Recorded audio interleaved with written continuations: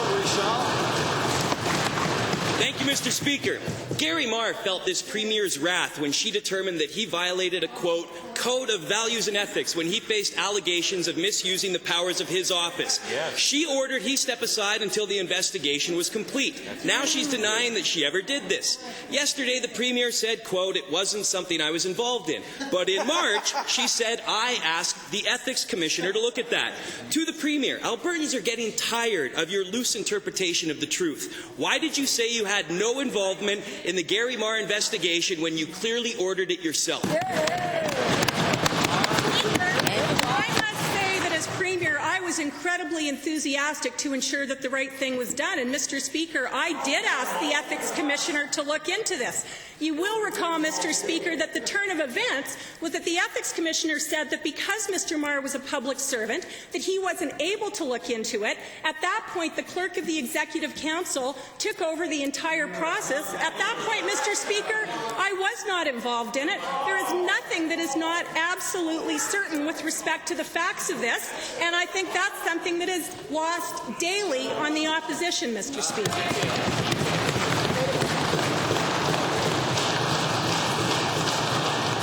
Members, I appreciate the enthusiasm with which you are greeting both the questioner and the answer person. However, those kind of interjections ought not be tolerated, and I'm not going to tolerate any more today.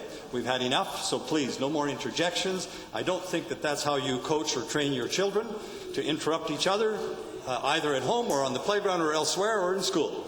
And it's not going to be something that we leave here as an example of how we conduct ourselves once we have grown up. So, let us proceed now with your next first supplemental without preamble, please. Great. Thank you, Mr. Speaker. Again to the Premier. Given that your swift and well-documented action in ordering Mr. Marr to step aside and your apparent refusal to admit you had anything to do with it, what is preventing you from being honest with Albertans and standing by decisions that you have made?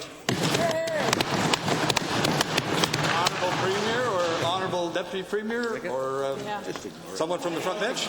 Deputy Premier? Speaker, this question to begin with doesn't deserve an answer considering the language, but let me be perfectly straight, and maybe there is a lesson from which they can draw.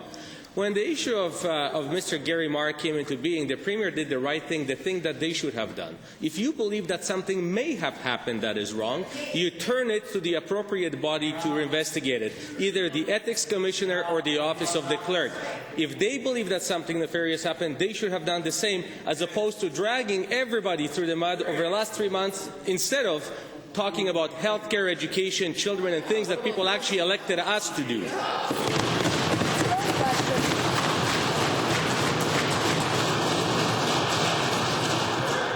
So you've forced me to take up my list pad, and so I have it out. Any more interjections, you're going to make it onto the list, and then I'll have to not recognize you when your turn comes. There have to be some penalties for breaking rules, and that will be what it is. The Honourable Member for Calgary-Shaw, you have the floor for your final supplementary without preamble. Thank you, Mr. Speaker. Again to the Premier. Given that there is clear hypocrisy in ordering someone else to leave their job because of an alleged ethics breach while refusing to do so yourself, did you order Mr. Marr to step down just because most of your caucus chose to support him for leader and you wanted everyone to know who was boss? Honourable Premier. Mr. Speaker, here's a response. I will not dignify that question with a response.